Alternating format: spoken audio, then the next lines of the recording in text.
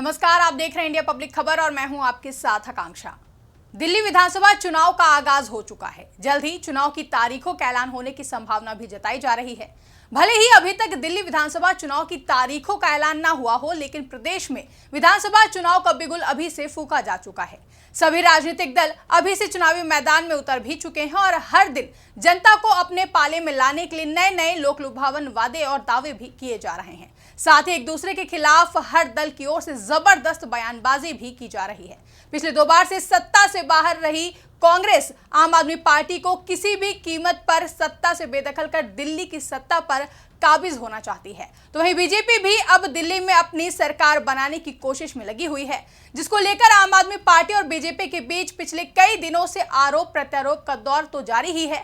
साथ ही दोनों ही पार्टियों के बीच पोस्टर वॉर भी देखने को मिल रहा है। वहीं अब एआईएमआईएम अध्यक्ष और हैदराबाद लोकसभा सीट से सांसद असदुद्दीन ओवैसी ने बीजेपी और आम आदमी पार्टी पर बड़ा बयान देते हुए हमला बोला है, जिसके बाद ओवैसी के बयान पर अब भारी बवाल होना तय माना जा रहा है। दरअसल दिल्ली में होने वाले विधानसभा चुनाव को लेकर लगातार हर दल की ओर से बयानबाजी सुनने को मिल रही है। अगले हफ्ते तक चुनाव की तारीखों का ऐलान होने की उम्मीद जताई जा रही है। साथ ही अब से अगले 1 महीने तक दिल्ली की सभी 70 विधानसभा सीटों पर चुनाव कराए जाने की उम्मीद भी जताई जा रही है, जिसके लिए बीते कल भारतीय जनता पार्टी ने आगामी दिल्ली विधानसभा चुनाव के लिए अपने उम्मीदवारों की पहली लिस्ट जारी कर दी है। इस लिस्ट में 29 उम्मीदवारों के नाम डिक्लेयर किए गए हैं। बता दें कि बीजेपी ने अरविंद केजरीवाल के खिलाफ नई दिल्ली विधानसभा सीट से प्रवेश वर्मा को मैदान में उतारा है।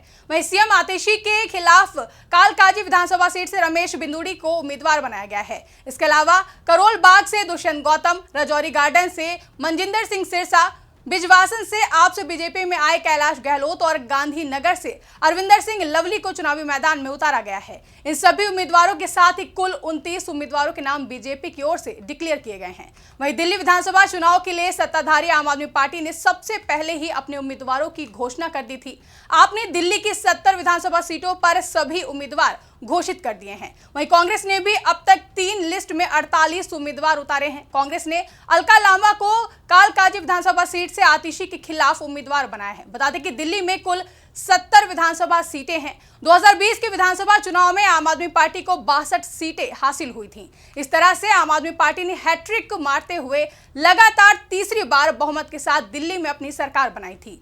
इसी के साथ अरविंद केजरीवाल दिल्ली के तीसरी बार मुख्यमंत्री बने थे। वहीं भारतीय जनता पार्टी सिर्फ 8 सीटों पर सिमट कर रह गई थी, जबकि दूसरी तरफ कांग्रेस का एक बार फिर सुपड़ा साफ हो गया था और वो कोई भी सीट नहीं जीत सकी थी। आपको बता दें कि दिल्ली में 70 विधानसभा सीटों पर बहुमत का आंकड़ा 36 का है। वहीं अब एक और जहां सभी दल चुनाव की तैयारियों में लगे हुए हैं, तो वहीं दूसरी ओर दिल्ली में आगामी विधानसभा चुनाव को लेकर सियासी पारा भी चढ़ा हुआ है। इसी बीच एआईएमआईएम के अध्यक्ष और हैदराबाद लोकसभा सीट से सांसद असदुद्दीन ओवैसी ने आम आदमी पार्टी और बीजेपी पर जमकर हमला बोला है। उन्होंने आम आदमी पार्टी की तुलना बीजेपी से करते हुए कहा कि दोनों पार्टियों का वैचारिक रूप से एक ही है, दोनों पार्टियां और दोनों राष्ट्र स्वयंसेवक संघ से जुड़ी हुई हैं। ओवैसी ने मीडिया से बात करते हुए कहा कि भाजपा और आम आदमी पार्टी में कोई फर्क नहीं है, दोनों की विचारधारा एक है।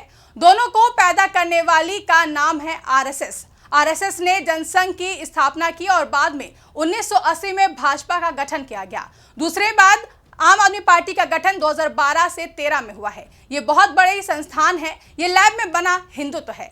इसके साथ ही ओवैसी ने पीएम मोदी पर आरोप लगाते हुए कहा कि पीएम मोदी द्वारा अजमेर दरगाह को भेजी गई चादर का असल उद्देश्य सिर्फ दिखावा है। सरकार को अदालतों में चल रहे उन मुकदमों को रोकने के लिए कदम उठाने चाहिए जिनमें यह दावा किया जा रहा है कि कुछ मस्जिदें या दरगाहें नहीं हैं।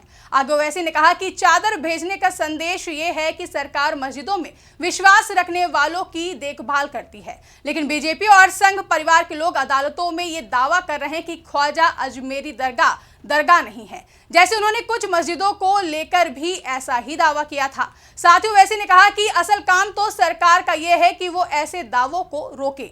बता दें कि केंद्रीय मंत्री किरेन रिजिजू ने पीएम मोदी की ओर से अजमेर दरगाह पर भेजी गई चादर चढ़ाई, जो सूफी संत ख्वाजा मोइनुद्दीन चिश्ती के उर्स पर भेजी गई थी। पीएम मोदी द्वारा चादर भेजने पर ओवैसी ने कहा कि बीजेपी और संघ परिवार से जुड़े लोग अदालतों में कई जगहों पर खुदाई का दावा कर रहे हैं और कह रहे हैं कि मौजूद मस्जिदें या दरगाहें सही नहीं हैं। अगर प्रधानमंत्री चाहें तो ये सभी चीजें रुक सकती हैं। एक और सांसद असदुद्दीन ओवैसी ने मस्जिदों की खुदाई को लेकर बीजेपी पर हमला बोला, तो वहीं उत्तर प्रदेश के सहारनपुर से बीजेपी विधायक राजीव गुंबर ने सांसद असदुद्दीन ओवैसी पर पलटवार किया है। मेरठ में पंजाबी समाज के लोहड़ी महोत्सव में बतौर मुख्य अतिथि पहुंचे बीजेपी विधायक राजीव गुंबर ने ओवैसी पर पलटवार करते हुए कहा कि ओवैसी बयानवीर व्यक्ति हैं, कर्मवीर नहीं। ओवैसी का काम बयानों को देकर विवादों को पैदा करना है। ओवैसी को संभल की चिंता है तो वहां आकर रिकॉर्ड चेक करें। पता नहीं भगवान ने कौन सी दूरदृष्टि दी है जो हैदराबाद से वक्फ की जमीन दिख रही है, वक्फ का बोर्ड ही इल्लीगल निकला है। तो वहीं आम आदमी पार्टी और बीजेपी के बीच भी वार पलटवार का दौर जारी है। दरअसल पिछले कई दिनों से दिल्ली में आम आदमी पार्टी और बीजेपी के बीच बहसबाजी के साथ ही पोस्टर वॉर भी देखने को मिल रही है। इसी कड़ी में आज भाजपा ने एक बार फिर 2 पोस्टर जारी करते हुए आम आदमी पार्टी पर हमला बोला है। सोशल मीडिया प्लेटफॉर्म एक्स पर पोस्टर शेयर करते हुए एक पोस्टर में लिखा, आपदा जाएगी भाजपा आएगी, जबकि दूसरे पोस्टर में लिखा, दिल्ली के दिल में मोदी। जिसके बाद आम आदमी पार्टी ने एक वीडियो जारी करते हुए बीजेपी के आपदा वाले पोस्टर पर पलटवार किया। सोशल मीडिया प्लेटफॉर्म एक्स पर वीडियो जारी करते हुए आम आदमी पार्टी की ओर से मुख्यमंत्री चेहरे पर सवाल किया गया है। आम आदमी पार्टी ने सवाल पूछा कि आपदा में भाजपा का दूल्हा कौन। साथ ही वीडियो में पूछा गया है कि ये बिना दूल्हे का घोड़ा किसका है, बीजेपी का है क्या? बीजेपी वालों अपने दूल्हे का नाम तो बताओ। आपको बता दें कि इससे पहले दिल्ली पहुंचे प्रधानमंत्री नरेंद्र मोदी ने आम आदमी पार्टी के राष्ट्रीय संयोजक अरविंद केजरीवाल को निशाना बनाकर जोरदार हमला बोला था, जिसमें पीएम मोदी ने कहा था कि आम आदमी पार्टी देश के लिए आपदा से कम नहीं है। अरविंद केजरीवाल और उनकी सरकार ने दिल्ली में विकास की रफ्तार रोक रखी है। आपदा ने शराब और राशन कार्ड ही नहीं बल्कि 10 घोटाले किए, लेकिन लोगों ने अब दिल्ली को इस नाकामी से निकालने की ठान ली है। आपदा सरकार के पास कोई विजन नहीं है। बता दें कि दिल्ली विधानसभा चुनाव 2025 से पहले आम आदमी पार्टी और बीजेपी के बीच घमासान तेज हो गया है। दोनों ही पार्टियां एक दूसरे पर कई गंभीर आरोप लगा रही हैं। उधर विधानसभा चुनाव के लिए बिछी सियासत में आम आदमी पार्टी अपनी साख बचाने के लिए पूरा दमखम लगा रही है, तो वहीं भाजपा दिल्ली में वनवास खत्म करना चाहती है। कांग्रेस भी करो या मरो वाले मुकाबले के लिए मैदान में है। 2 चुनावों में शून्य पर सिमटी कांग्रेस और 70 में से महज 8 सीटों पर आने वाली भाजपा ने जिस तरह उम्मीदवारों का चयन किया है, उससे संकेत मिल रहे हैं कि दोनों पार्टियां इस बार आपको शिकस्त देने के लिए पूरा जोर लगा रही हैं। भाजपा और कांग्रेस ने आपके 3 सबसे बड़े नेताओं के खिलाफ अपने दिग्गज प्रत्याशियों को उतारकर ये संकेत दे दिया है। दोनों ही दलों ने अपनी इस रणनीति के तहत अरविंद केजरीवाल, मनीष सिसोदिया और सीएम आतिशी को अपनी ही सीटों पर कड़ा मुकाबला देने की कोशिश की है। फिलहाल दिल्ली विधानसभा चुनाव की तारीखों के ऐलान से पहले ही प्रदेश का राजनीति पारा हाई हो चुका है। भारतीय जनता पार्टी और आम आदमी पार्टी के बीच जुबानी जंग छिड़ी हुई है।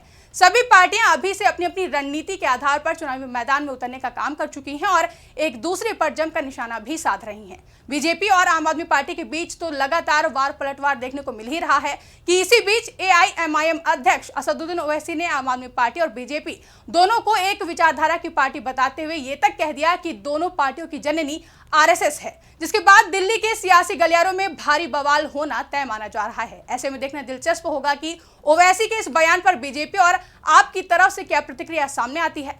फिलहाल असदुद्दीन ओवैसी के इस बयान पर आपका क्या कहना है, कमेंट करके हमें जरूर बताएं। साथ ही ऐसी तमाम बड़ी खबरों के लिए हमारे YouTube चैनल को सब्सक्राइब करना ना भूलें।